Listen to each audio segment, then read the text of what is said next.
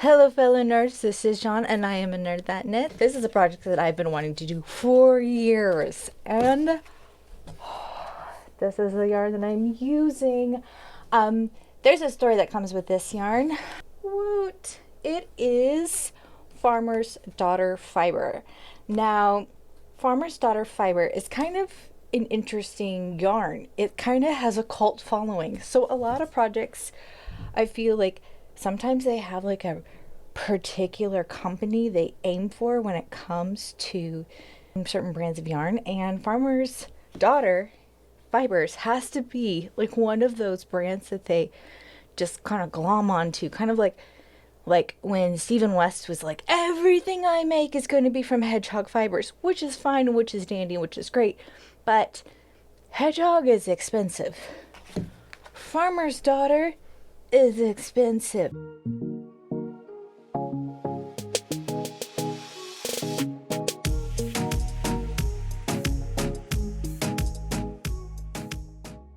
So first off, I think I need to explain a little bit about I'm going to call it the Dia Ragland. The Dia Ragland is made by Jessie May, and it has 171 projects, and you might balk at the price tag of how much it is. It is a $12 pattern. Now, before some of you are like, ugh, $12 for a pattern, let me explain how I feel that's extremely fair.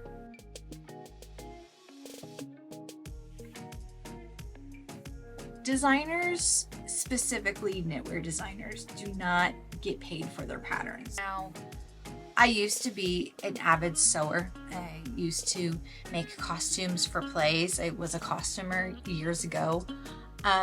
You can buy patterns retail. Like Vogue patterns can be pretty expensive if they're not on sale, but you know, certain places will have Vogue patterns on sale. McCall patterns, they can be pretty expensive if they're not on sale. So patterns are an expensive thing sometimes. The one thing that I'll say is different about those patterns is that you can't just reprint the pattern. When you get like a PDF pattern from a knit designer, you will always have that pattern because it's in a data format. You will always have it. Now the thing with like Vogue patterns and McCall patterns is that you get the like paper pattern, but you don't get like a digital pattern. That's why like some of these digital patterns that you find on like on Ravelry or Etsy or other places, for me, I'm like, oh, that's a better deal because you will always have that data stored on the cloud, stored on your iPad, stored, you know, in your computer or desktop. You will always have that. And on top of that, if they send it to your email, you can always get it that way too. Second of all, knitwear designers do not get as much appreciation as they should. You know, there's a lot that goes into some of these patterns, especially some of the patterns that have lots of different sizes. So I feel like even though we look at this pattern as being $12 and it's expensive for some, just realize what's going into it. There's another thing that I kind of want to talk about with this pattern in particular that I think Jessie does a great job. There's one thing she brings up that a lot of other designers don't bring up. And I love this about this particular pattern. She says yarn possibilities, and then she has like the cash sign for all the different expenses. So I don't usually use yarn that artists suggest. In fact, it's like the one chance. This was an expensive yarn purchase. I bought 4 skeins and it probably was like $150, and I'm not joking. Might have spent a mini fortune getting yarn just for the sweater alone. And then I'll explain why I actually needed more yarn, and I will go into that shortly. But she talks about how to make this a cheaper project with other varieties of yarn. I really wish that more designers would kind of say, hey, we're out of your budget, because that's the one thing that a lot of people don't know about knitting. It can get pretty expensive, especially if you're using quality materials.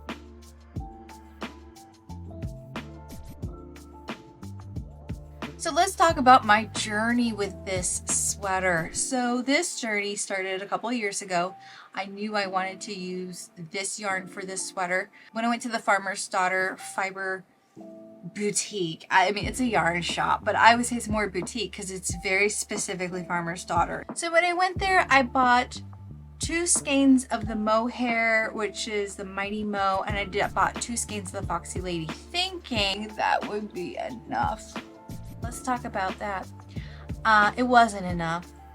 And then years later, when I decided to finally do the project, I don't have enough. So what did I do? Well, first of all, I was thinking, oh, okay, well, I can look up the color name. And I looked up the color name and I'm like, okay, do they still have that colorway in stock? Yes, they do. There's always a chance that the dye lot is going to be weird. With this in particular, I had bought the Mighty Mo and the Foxy Lady, and the colors matched. Now, I've noticed that because the colors matched, I could get away with it more if the dye lot was a little off. And on top of that, I was thinking, oh, I would just use the mohair and the regular yarn together on the body, and if that's just a little dark, or if the color's a little off, that's fine. It looks more intentional as opposed to just putting them on the sleeves. That was what I was planning on doing, and I'm like, okay, I can get away with that. I went to my local yarn shop and I found a yarn that is Love Olive, something olive, something love. I was looking at it and I was like, oh, that's a really pretty color. And then I thought, I wonder. And I took out my phone and I matched this yarn with the picture of my Farmer's Daughter yarn on my phone, which I'm not gonna lie, that's a red flag. I mean, you should never be matching yarn colors from the actual yarn and then the picture of the yarn. It's just this is not something that's going to work. But I took a chance and I just got I think I might have gotten like maybe 3 skeins of it. I just got it on off chance, like what if this works? What if this works? How could it have worked? How? There's no possible way. No possible way that 2 brands that have nothing to do with each other, one's more mass produced, the olive yarn, and then the boutique, more like highly stylized, more, I would say less mass produced, like specific, like small amount dye lot. Like how would these 2 match? I to this day don't understand how this happened. This will never happen again, I promise you. We also run into these problems of I didn't buy enough and then I bought the yarn so long ago. Oh crap, what do I do?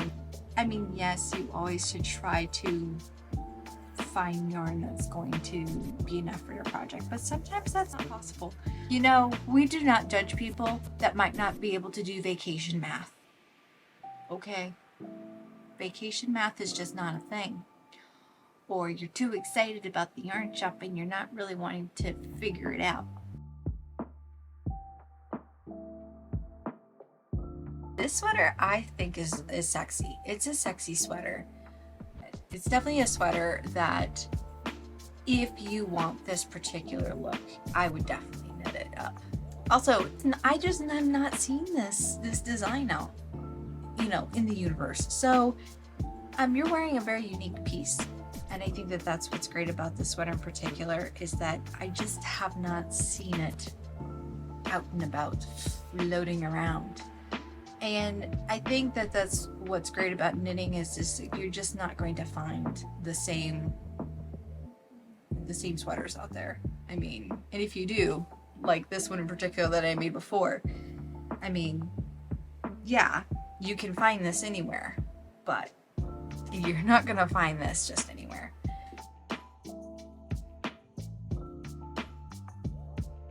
Because it's mohair, it's warm, so don't be like making this sweater thinking, oh, it does not look warm at all. It is deceiving, my friends. Mohair is warm. Most of the mohair sweaters I have, I'm like, my goodness, when am I gonna wear this thing? It is warm. I have a mohair sweater that I made. It is simple, it is pretty, and it is warm. Don't ever look down on mohair. If you think, oh, mohair, it's just, no, it's warm. So please bear with me as we make Diaphanous Ragland.